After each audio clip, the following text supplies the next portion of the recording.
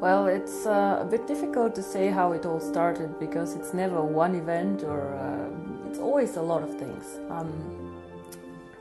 There are two things how it all started. One is cryptocurrency. I was always very, very interested in cryptocurrency, and I was working with McKinsey, and I was doing their very traditional and very big sector, banking and insurance. So Bitcoin somehow popped up and we were discussing it. And if I'm very honest, I did not believe in cryptocurrency. I did not believe in all this concept of digital currency, anonymous transactions and so on. But I still was following Bitcoin. And it got more and more successful and it got more and more interesting. So in 2013, beginning of 2014, I was thinking about cryptocurrency. But I was also thinking a bit how to bring cryptocurrency to the next level, actually. Bitcoin has a lot of good things. It is the pioneer. Without Bitcoin, without their blockchain, without the idea, we all will not be here. But they have several things. One is Bitcoin is not a coin for everyone. It is has its own usages, and it is the right coin for some people, but not for everyone. For example, a lot of people are attracted who are more speculators because the price goes up and down quite a lot. A lot of people who do more transactions are interested, but transactions meaning like a money transfer. So I send from India money to Germany, and a lot of people in the IT sector do this. And the third, I would say, big party who is interested in this was people who are interested for reasons in anonymous transactions. So as much as we all have some need for privacy, and we all do because the world gets more and more transparent, we also need to stick to some rules, unfortunately, or fortunately, we don't know, because there have been so many things happening in the last years after Bitcoin creation, like terrorism and drugs and all these things that are difficult to manage. One of the very successful things that Bitcoin was involved in was this Silk Road merchant platform like eBay, but where you could buy things that you cannot buy legally. It was closed and eventually. So Bitcoin had very, very interesting ideas, but it was not a mass market cryptocurrency. And I thought if you simplify cryptocurrency so that everybody understands it, it could actually become something like Facebook, something like Uber. Uber is also a very interesting company, which is controversial. You know, they change the way we live, the way we use transportation, and this is changing the world of payments and of finance. So cryptocurrency, yes, was very, very clear to me, I think end of 2013, maybe beginning of 2014. And then I was thinking how to bring this to the masses. When I started thinking about cryptocurrency, my contacts were more institutional banking clients, big private equity funds, so people who definitely could get excited about cryptocurrency. For example, Goldman Sachs are also excited about the blockchain and so on, and they can invest in it. But unfortunately, these people do not have real contacts out there, retail people like you and me. So the idea was how to bring a good concept, an interesting concept, out to the people. And there I have a personal friend, his name is Sebastian Greenwood, who has been active in network marketing for quite a while. He was the one actually who suggested, let's do network marketing. And I said, no, let's not. Because exactly when we wanted to start this company, another company, which was quite big, had went bankrupt and a lot of people had lost money, and it was all over the press, the internet, and it was just a lot of bad vibes in the industry. So when we started, and he convinced me that network marketing might be exactly the right thing, so we said, let's do network marketing, but let's not sell the cryptocurrency, let's do an education package. There's definitely a lot of need for education, especially also in developing markets on finance, personal finance, and a lot of people who want to be successful but somehow still do not know why and how to do this. So what we did is we created the education packages and we attached to them the free mining rights. And we said, okay, if you do the education package, if you're interested in cryptocurrency, do it. Even today, not all of our people mine the coin. Some of them just do the education package. And this is actually how it all started. But when it all started, I remember one of our first events was in Finland, because people got very excited about this actually. I don't know how often I had to explain what is cryptocurrency, what is Bitcoin. And this was actually how it all started, end of 2014. I would say 2015 was the year where we all learned about what is cryptocurrency, what is mining, how does it actually work, so really the basics. 2016 got a bit more sophisticated, a new blockchain, new technology, and now 2017 and 2018, the next two very, very big steps are coming up, the merchants and the coin going public.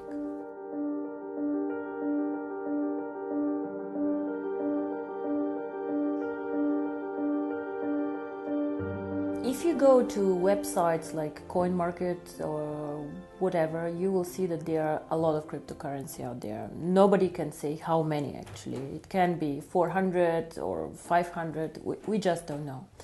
So in my opinion, however, there are maybe 3 or 4 really big ones who are trying to be big, who are trying to find a niche and who are trying to do some work.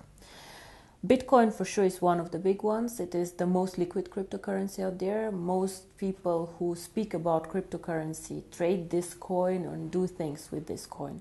Still, the transaction value is very, very low. So if you look at it, it's probably 3 to 4% of the coins who get transacted per day. And a lot of these transactions are internal transactions. It means I put from my account to another of mine account, just for safety reasons, coins. We have Litecoin. Litecoin is a big coin. It is probably the number 2 out there, but nobody actually uses it, even not in transactions. So what happens is I see new coins coming mainly from the IT sector popping up, and most of these coins are done because somebody finds out something interesting in the code. So they code something where you can do something on the blockchain or new usages of the blockchain. Ethereum, for example, it's actually not a real cryptocurrency. What they try to do is they try to provide a blockchain where other people can use. So I think there's still no coin out there which is targeting the mass market. And I believe this is the case because the community of cryptocurrency is a bit arrogant. Yeah? So they are for sure very knowledgeable people, very smart guys, most of them with very heavy IT background. A lot of them also believing in this theory of, I would not call communism, but we should give something to the public, we should share it all and then see what happens. Nothing bad with this, but if you put something out there and give it for absolutely free to the people, you have no money to invest in infrastructure, you have no money to invest in a brand, and you somehow have to trust it that it will move in the right direction. So for sure they cannot invest in events like we do, they cannot invest in education, they cannot invest in a strategy. So I think what is unique about OneCoin.1 is we target the mass market. So we try to make the cryptocurrency as simple as we can, we try to link it to education, and we try just to be accessible for everyone. Make the mining very simple, make the usage very simple. The second thing that I believe we are unique is that we are very global. So we always try to create a currency that is present on all continents. It is not an easy task because sometimes it is much easier to be on one continent. For example, Europe, where people are very sophisticated, where they understand this, or China, where people also like a lot of digital currencies. But still, we believed from the beginning, if we want to be the future of payments, if we want to do transactions, we have to be also in Africa, we have to be in India, we have to be in Latin America. So this is very, very important for us. And the third thing that I believe is very, very important is we are one of the few cryptocurrencies that focus on usage. And I don't mean usage of the blockchain like others, like Ethereum, but I mean usage by people. Because cryptocurrency itself has no real value. It is just an algorithm, it is just a digital number that you have. Unless you put something behind. Something can be a brand, but something can be also the usability. What we want to do with OneCoin is we would like to be the first choice for merchants.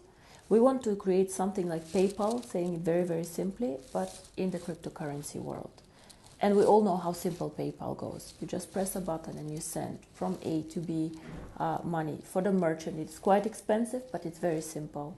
You know, you join a big network and you just can take money in from all over the world. I can send money to Australia today if I decide to, and it's very, very simple. So for us, this is also why we did the changes on the blockchain. We decided to make it a very fast blockchain, so it runs every minute. In average, this means that every 30 seconds your transaction gets approved, because you do not, you join like within the block running, and it is as fast as Visa and MasterCard do transactions. I believe that this is also something very, very unique. I have not seen any cryptocurrency focusing the strategy on merchants. Most of them are speculator currencies, and whenever you have high volatility, it means the price going up and down very, very quickly and fast. It is bad for you as a merchant. Why? Because you want to take the money that you want. You want to sell a service for €100. So you would like tomorrow to have the €100 too, and not to have €90, 110. Of course, you're happy if you have the 110, but it can go both ways. So as a merchant, you want to be sure you will receive what you advertised as a price, and this happens only if the cryptocurrency does not move too fast and too much.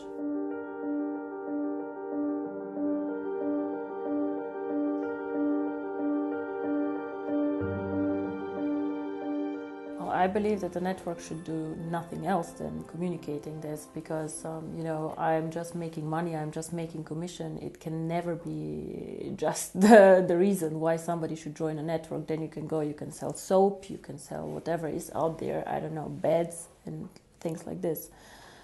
I think understanding cryptocurrency is actually the key, and this is something that I wish for on the events to happen more. I have been, unfortunately, to some events myself where I was listening for an hour and I had no idea what this company does.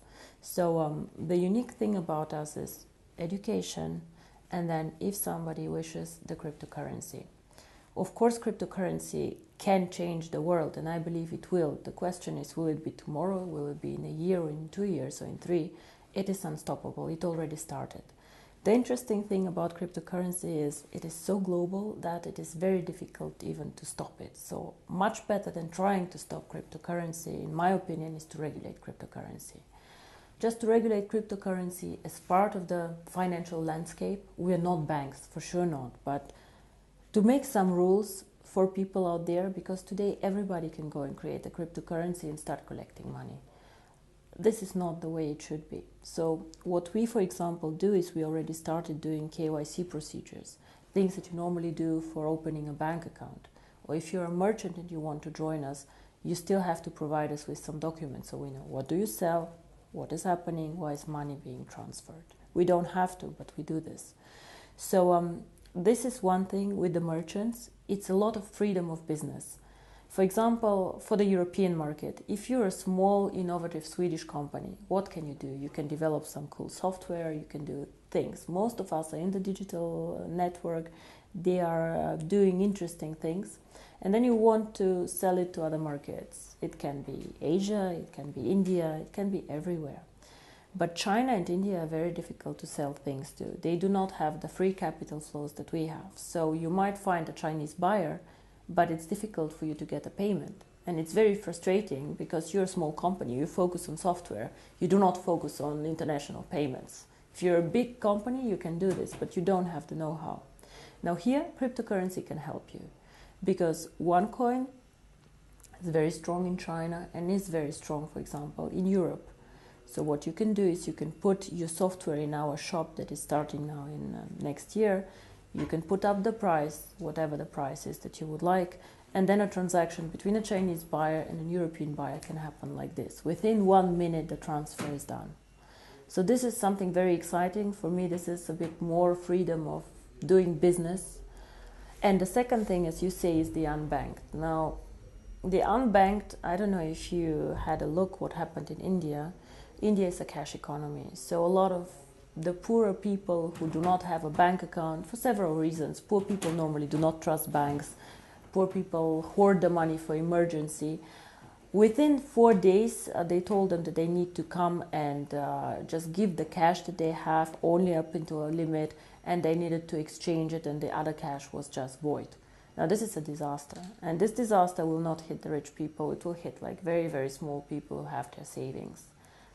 Cryptocurrency can make a change. Now, you ask me, if a person is so poor he doesn't have a bank account, how will he deal with cryptocurrency?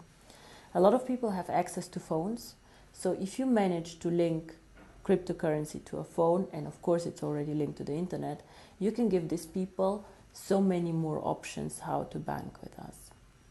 So a cryptocurrency provides just another corridor how they can make money movements and how can they join the financial system. But we have to be very, very clear on this. This is probably the most complex part of what we're doing. The merchants, I believe, is quite simple to put together. Then you have to grow the merchant network. You have to be attractive, low-cost opportunity, fast, reliable, fine. But the remittances, you always need a point where cash gets collected. And this is the second part of the strategy, which will come most probably only after we open the coin for everyone. You need to make sure that there are points where you can make the virtual currency real. So where cash can come in that people have, they can send somewhere, and then they can get the cash and go to the supermarket and spend it. It can work, for example, if you get several partners to join. It can be a phone company, because you go and pay your phone bill, or you can just charge on your phone bill the cryptocurrency and back. It can be a big gas station chain, for example. It can even be a supermarket chain. Like if it's a big chain, they can take cash in for you, they can give cash out. For example, in Germany, a lot of supermarkets started giving cash out with your card. So the same can be done for cryptocurrency. You just need to find a lot of points and a lot of partners, again, a network, where they support the idea of cryptocurrency. And to be honest, I believe that this will happen because banks currently have a monopoly on many things, and they do not treat some of their clients in a good way. So I believe that the second system, a financial system, will be created and somehow will happen. How fast, I cannot tell you, but there's always this tipping point theory. Things start, grow, and one point of time, they just reach a point where it just gets inevitable and just like goes out.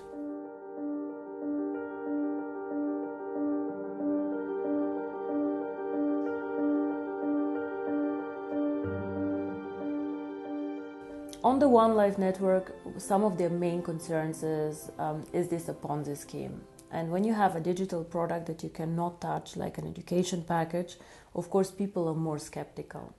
So I respect everybody who has questions or who criticize or just wants to talk to us, but what I do not like is when people do not do their homework and do not check what is going on. Now, a Ponzi scheme, we all know what it is. A Ponzi scheme means that new money feeds old money.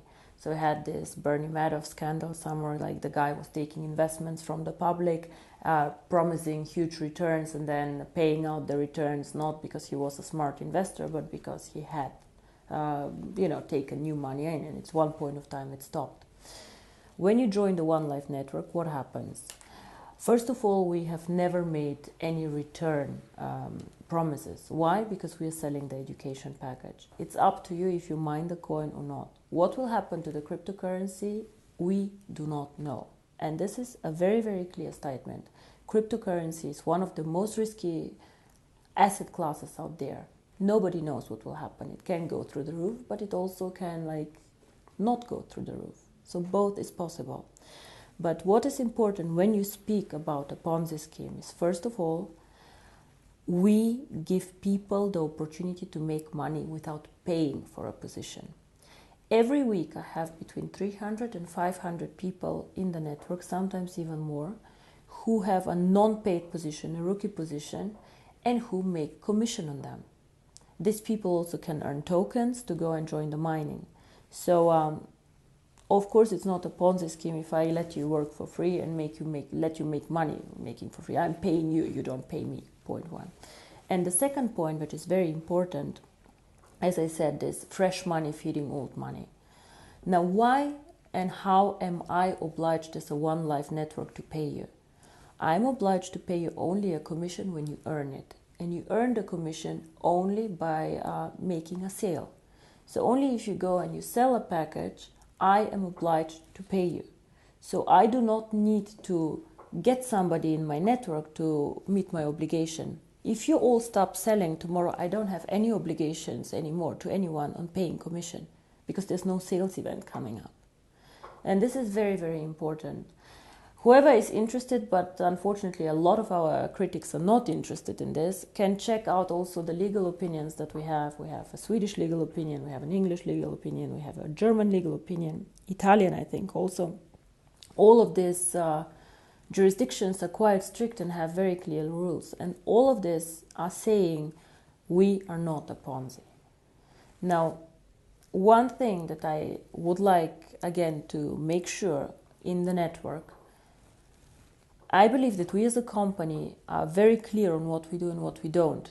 But sometimes some people get overexcited and say things that are simply not correct.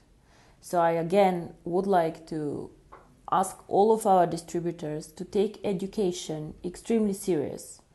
Educate the people that go out there, educate the downline and the distributors, so that the information that we provide to new people is correct. Because I believe our company and our product is exciting enough. We don't need to be selling so hard and saying things that are not correct. If you present the project in the right way, and if you present the stages that we go through, if your people are encouraged to go through the education, it is much easier for all of us, because we then understand OneCoin as a cryptocurrency needs to go through stages. It is for sure not get rich in 90 days thing, and I really do not want people to market this like this. Sometimes, all this, how we're portrayed by the media, is our own fault. A lot of things that the media write is distributor X said that, and even if distributor X said something wrong, I cannot attack this and I cannot get a lawyer to go against this because he really said this.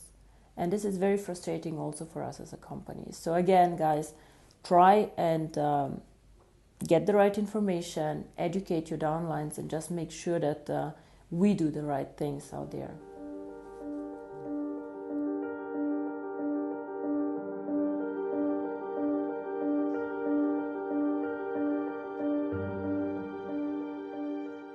So we had 2 very exciting years. We were growing very fast. We were doing very, very good things.